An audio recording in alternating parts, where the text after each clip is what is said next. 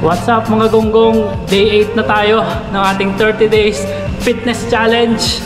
Let's go!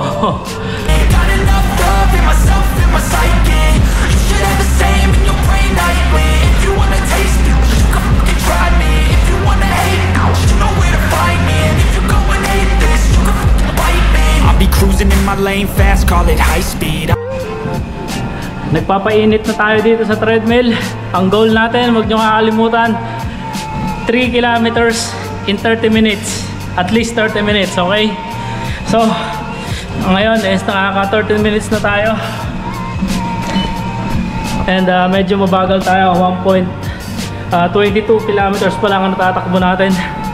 Hindi tayo nakapagpaspas kanina dahil may tao dito sa gym. Kakaalis lang. Okay, it's a beautiful Tuesday mga gonggong. Nagkukwento ko lang sa inyo, bago tayo mag-gym, pumasok tayo sa office, tapos pumunta ako ng Philippine Embassy dahil may inayos ako ng mga dokumento. As usual, mahaba yung pila, medyo mahaba yung pila, madaming tao, madaming nagpa-process. Pero nagulat ako guys, nakita ko na may mga tinetesting na sila, binebeta na sila na mga application, mobile application para sa mga OFW. Nakakamangha dahil finally nag-a-adapt na tayo sa digitalization, and at the same time nag-i-improve na yung mga system natin sa mga government services. Napaganda nun. Sana magtuloy-tuloy yung pag-adapt natin sa mga ganon, sa mga system, mga latest technology. Napakadali kasi hindi nyo natatanong guys, sa mga OFW kapag syempre may mga legal documents ka na gustong i-process, pupunta tayo sa embassy. At syempre ang daming tao, hindi lang naman ikaw yung kumukuha, ang dami rin mga ibang mga business na nandun. So napakahaba minsan ng pila. So yung mga ganitong initiative, napakaganda, nakakatuwang tingnan dahil nag-a-adapt na rin tayo. Very good, very good. Okay guys, mission accomplished na tayo. 3 kilometers.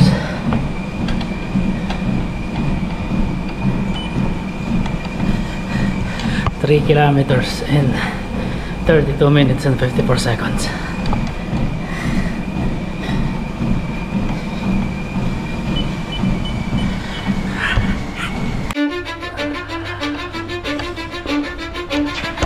Cause I don't give a fuck what you say. Yeah, I'ma do shit my way. So you can go kick rocks, I'ma stack bricks up, build what I want to make. Yo, I got a lot of shit to say, so I'ma do this every day. I'll be writing things until I'm fucking buried in my grave. 6 feet deep under, but my body won't decay. Cause my messages are timeless, so they'll put them on display. Oh yeah, I rap with a certainty, I have a sense of urgency. A message for eternity, for everyone internally. I had some people burning me, but now they fucking learn to see I ain't the one to fuck with. Now they looking nervously, and I don't really care what you think of me respectfully. You can kick rocks if you think you're fucking better, see I will outwork you, turn you to an enemy. Hurt you so bad that you're gonna need some therapy. I got the motherfucking recipe, I've been cooking up hits, I'ma leave a legacy. You'll be looking small when you're standing right next to me. I'm 5'10", bitch, but I'm 10 feet next to me. I don't give a fuck what you say. Yeah, I'ma do shit my way. So you can go kick rocks, I'ma stack bricks up, build what I want to make. Cause I don't give a fuck what you say. Yeah, I'ma do shit my way. So you can go kick rocks, I'ma stack bricks up, build what I want to make. Yeah, I'ma do it my way.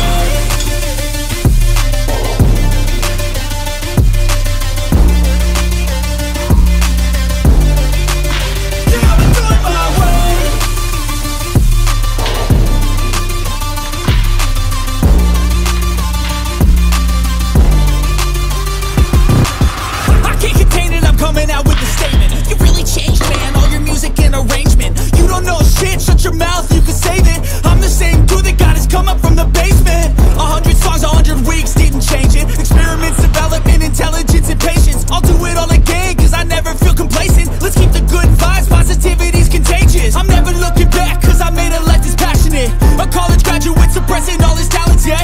He found a way to go and change, become an advocate. For taking control of your life, go out and battle. And you think you have a dream, then act on it. Get after it, get out your head and fucking capture it. You got one life to master it. Don't give up on your future, we all start losers. We're all late bloomers, gotta struggle through the sewer. shit my way. So you can go kick rocks, I'ma stack bricks up, build what I want to make. Cause I don't give a fuck what you say, yeah, I'ma do shit my way. So you can go kick rocks, I'ma stack bricks up, build what I want to make. Yeah, I'ma do it my way.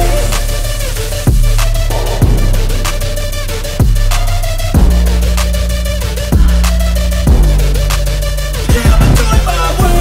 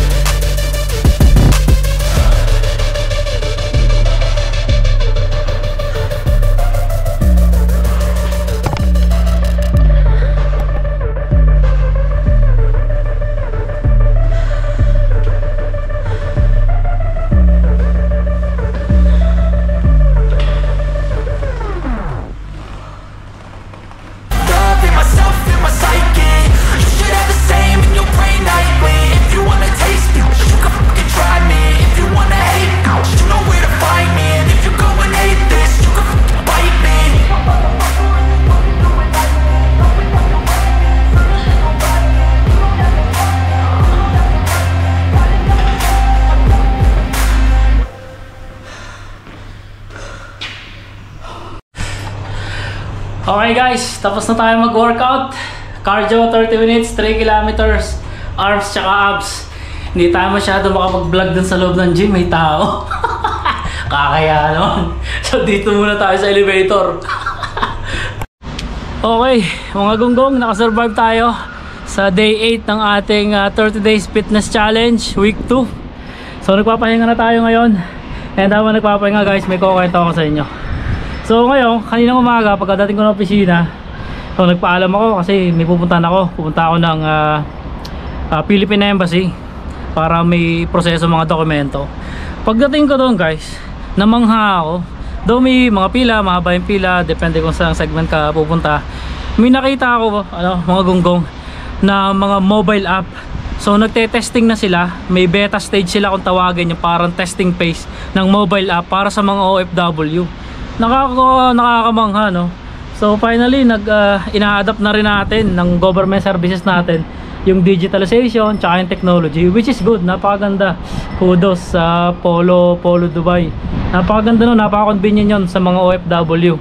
Kasi syempre, tayo na nandito sa OFW, laging trabaho lang, may free time lang tayo during weekend. So kapag magpapa-appoint ka during weekdays at yung manual process, medyo mahaba yung pila tsaka matagal. Pero dahil dito sa mga ganitong mobile app na to, napakalaking tulong nito. Sana magtuloy-tuloy yung development nito para isa na rin tayo sa mga high-tech na na bansa, no?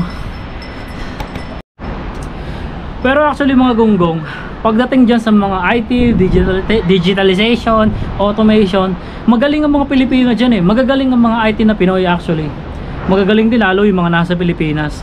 Pero minsan nga lang, bibihira yung mga taong nabibigyan ng opportunity para ma-practice yung natapos nila. Kaya so yung iba napapapunta sa ibang linya kahit IT graduate, kapag nag-abroad, ito yung nakukuha ang trabaho, kinakagat nila. Hindi natin sila masisisi. Pero actually magaling ang IT ng mga Pilipino. Dito sa Middle East, isa sa mga mahusay na IT talaga mga Pilipino. At ito pa mga gunggo, nakakamangha kanina dun sa Philippine Embassy. Brad, automated na yung photocopy machine. Brad, medyo nabundok ako kanina dun eh. Sabi ko, saan ako pwede magpa-photocopy?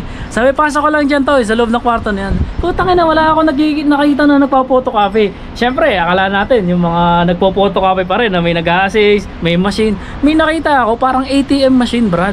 May mga nakapila. Pagtingin ko, putang ina, photocopy machine pala yun. Automated na, Brad. Ipapatong mo lang yung papel, pipindutin mo yung screen, ilalagay mo yung pera mo, tapos start, magpo-photocopy na, automatic na lalabas. Ang galing, namangha talaga ako dun sa photocopy. Ang tawag nila RoboCopy. Tangina, ang galing yung ganun. And kung maalala nyo guys, nung college ako tsaka high school, tanda ko noon, pag magpapa-photocopy kami ng libro, pupunta kami dun sa may palengke. Uso pa nun yung malalaking photocopy machine, yung parang robot na square. Doon kami nagpapa-photocopy one by one, igagano mo yung libro. Pero ngayon, Brad, ang galing, automated na. RoboCopy na yung tawag nila. Isipin mo yun, Brad. Siyempre, ang downside nga lang pagdating sa mga ganyan, syempre maraming mga labor na tinatanggal, maraming trabaho na natatanggal dahil napapalitan ng mga ganyang automation. Pero at the same time, napapadali yung buhay natin, di ba? Pero sabi nga ng mga eksperto, mga gonggong, no, may pros and cons yan. Syempre, pagdating ng mga automation, minsan gumagamit pa rin tayo ng papel. Ang problema doon, syempre, yung papel na pinopotocopy mo, papel pa rin yon. At ang papel ay gawa sa puno. So, habang nagpiprint ka, gumagamit ka ng papel, pinapatay mo yung mga puno, brad. so hindi pa rin siya nature friendly. Ang para sa akin, ang pinaka-go-to talaga pagdating sa ganyan, yung digitalization, yung mga online forms. Kung makikita nyo, pagka nagsha-shopping kayo, may mga pinipilapan, di ba? So, yun na yung mga online forms na ginagawa ng mga kapatid nating IT. Dapat talaga, doon na tayo papunta. Pero syempre, hindi mo masisisi dahil hindi naman lahat ng tao talaga ay magaling sa computer. Hindi lahat ay computer literate. So, may mga tao pa rin na sanay sila sa manual form na magpipill up ka ng papel, which is wala namang masama doon. Pero mas maganda pa rin talaga na automated na, digital na. Siguro one day papunta na tayo doon, natututo naman tayo. Tayo mga Pilipino, mga fast learner tayo eh. Isang turo mo lang natututo na tayo eh. So kung nakakapag-adapt na tayo dyan pagdating sa mga ganyang serbisyo, siguro darating yung araw one day na syempre computer literate na tayong lahat, hindi na tayo gumagamit ng papel. So ang ganda kung ma-imagine mo yung high-tech era na yun. And siguro darating yung araw na wala na talagang papel, hindi na lahat gumagamit ng papel, puro nagpipill up na lang tayo sa tablet, sa laptop. Ang ganda siguro ng ganun, no? Pero syempre mamimiss mo yung mga classic, yung mga old school na pirmahan ng papel, no, ganun. Pero syempre kailangan dun tayo sa padali.